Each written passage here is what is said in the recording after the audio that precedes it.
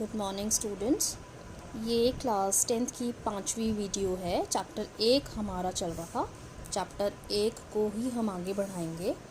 अब हमने प्रश्नावली 1.2 तक का काम हमने कर लिया था। उदाहरण और प्रश्नावली 1.1, 1.2 और बीच के सारे उदाहरण हमने कर लिए हैं। इसके 1.2 के आगे का काम आज हम शुरू कर रहे हैं।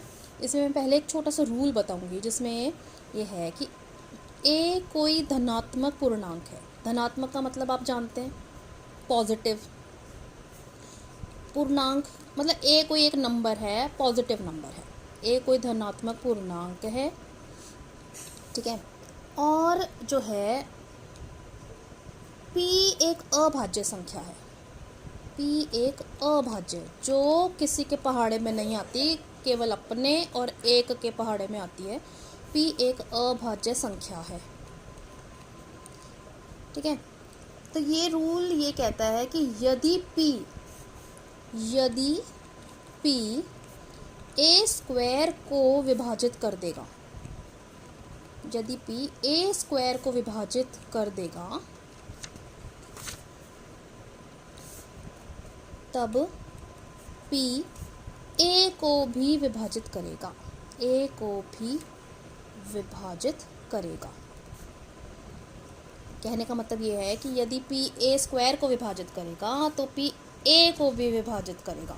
ये नहीं हो सकता कि पी ए स्क्वायर को तो विभाजित कर दे पर पी ए को ना करे, ठीक है। उदाहरण से समझाती हूँ मैं आपको। ये वाला रूल है, एक इस प्रमेय है, ये प्रमेय है, ये एक रूल है, ठीक है। इसको मैं आपको एक उदाहरण से समझाती हूँ कि मान लो एक आप नंबर ले लो, पी की जगह तो आपने ले लिया 3। 3 एक अभाज्य नंबर है, किसी के पहाड़े में नहीं आता, सिर्फ अपने और एक के पहाड़े में आते हैं, इसलिए 3 कैसी संख्या है, अभाज्य संख्या है। तो हमने पी की जगह तो ले लिया 3, और मान लिया हमने कि 3, हमें पता है ना कि 3 जो है ना 3 जो है 9 को विभाजित कर देता है, ठीक है। 9 की जगह आप कोई और लीजिए 81। आपको पता है 3 जो है ना 81 को विभाजित कर देता है ना। 3 जो है 81 को 81 को विभाजित कर देता है। अब 81 क्या है, 9 का स्क्वायर, ठीक है। तो 3 जो अगर 81 को विभाजित कर देता है तो 3 9 को भी विभाजित करेगा। 3 अगर ए स्क्वायर को विभाजित करता है, ये 9 का स्क्वायर है ना, अगर 3 81 को विभाजित करेगा तो 3 9 को भी करेगा। ये एक रूल है, ठीक है। इस उदाहरण को लिखने की ज़रूरत नहीं है कॉपी में, ये सिर्फ एक समझने के लिए मैंने बताया कि रूल आपका ये है कि यदि पी ए स्क्वायर को विभाजित कर देगा तो पी ए को भी विभाजित कर देगा। उदाहरण के लिए 3 81 को विभाजित कर देता है तो 3 9 को भी विभाजित करता है, क्योंकि 81 जो है होता है 9 का स्क्वायर, ठीक है। ये एक छोटा सा रूल है। अब हम एक प्रमेय करेंगे। प्रमेय में ये है कि सिद्ध कीजिए √2 अपरिमेय है। हमने क्या सिद्ध करना है कि √2 अपरिमेय है, इसको हमने सिद्ध करना है, ठीक है। अब सिद्ध करने के लिए हम क्या करेंगे, सिद्ध करने के लिए हम क्या करेंगे कि मान लीजिए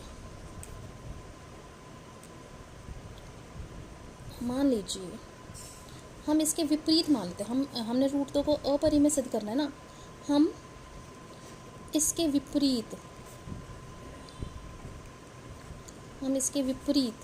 यह मान लेते हैं कि √2 परिमेय है। हमने सिद्ध करना है अपरिमेय, हम उल्टा मान लेते हैं कि √2 परिमेय है। हम उल्टा मान लेते हैं, हम इसके विपरीत यह मान लेते हैं कि √2 परिमेय संख्या है। परिमेय है तो √2 को आप क्या लिख सकते हैं, √2 को क्या लिखा जा सकता है, a/b, जहाँ a और b सह अभाज्य संख्या हैं।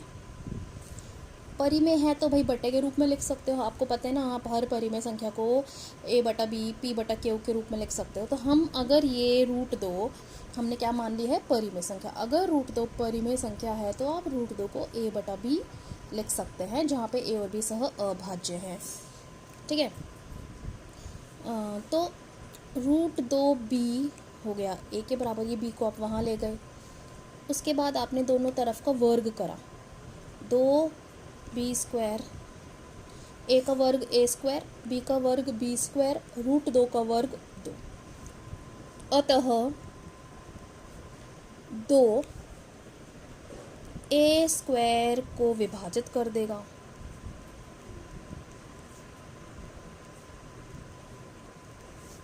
भाई 2b² बराबर a² है, मतलब 2 गुणा कोई नंबर a² के बराबर है, इसका मतलब 2a² को विभाजित कर देगा। तो ऊपर एक रूल बताया था मैंने, इस रूल से क्या आ जाएगा, अतः 2 a को विभाजित कर देगा।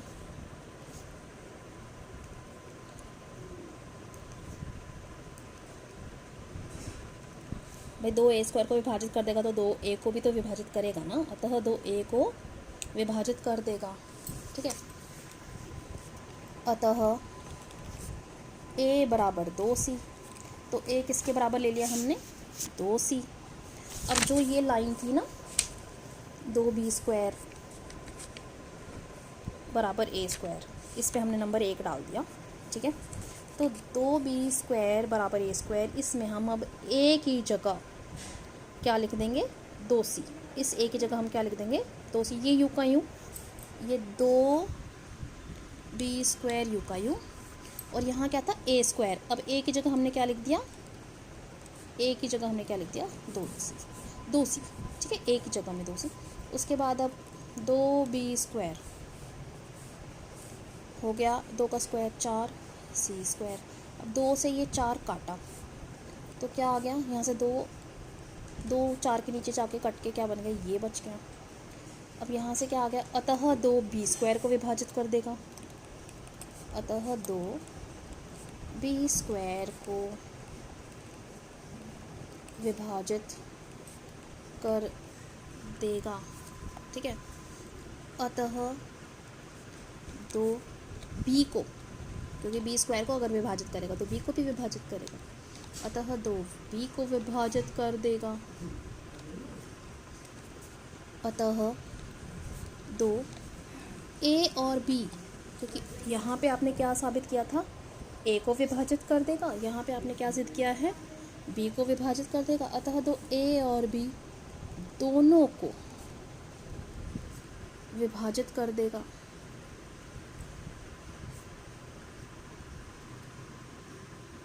अतः 2a और b दोनों को विभाजित कर देगा, परंतु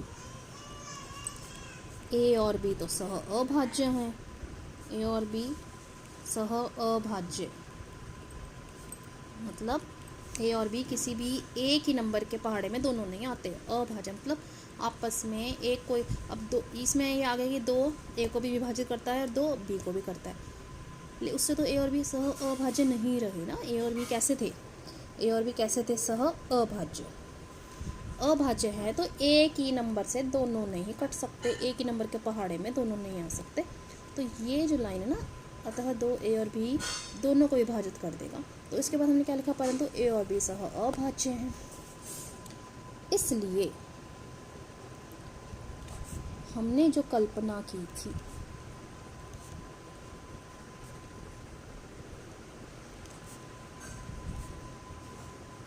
कि इसलिए हमने जो कल्पना की थी कि रूट 2 परिमेय है, वह गलत है। अतः रूट 2 अपरिमेय है। Thank you.